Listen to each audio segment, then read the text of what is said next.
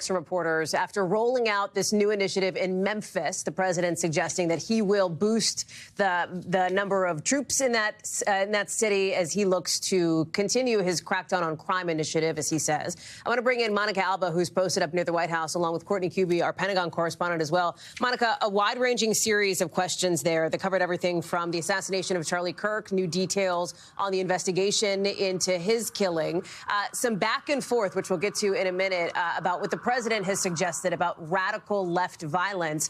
And then, of course, this crime crackdown that he is pushing in Memphis and notably beyond, as the president raised other cities. New Orleans, for example, he continues to raise the specter of Chicago, sending in essentially federalized law enforcement there, Baltimore as well, and St. Louis. Monica.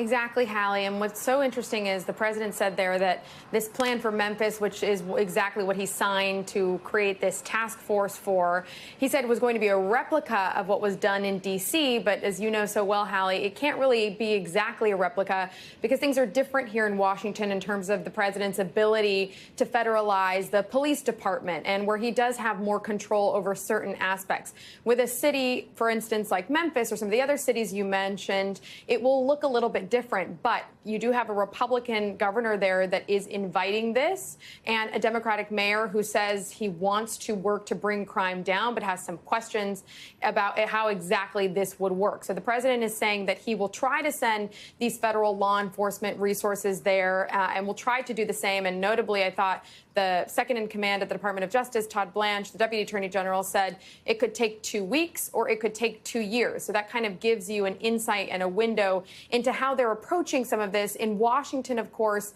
there was 30 days in which you did have the president taking over the police department. That ended recently, and so that has gone back to the control of the mayor here. But you do still have the National Guard and other resources deployed. So this is now a situation where the White House is saying we can take that kind of roadmap for some of these other cities. But Chicago, of course, was one of the places the president wanted to go to.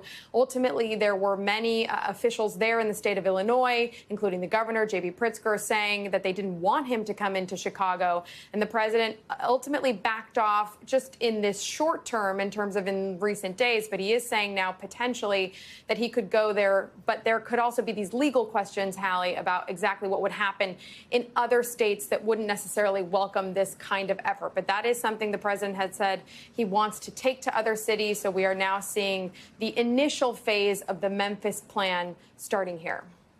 Monica Alba, live for us outside the White House. Mon, thank you. We thank you for watching. And remember, stay updated on breaking news and top stories on the NBC News app or watch live on our YouTube channel.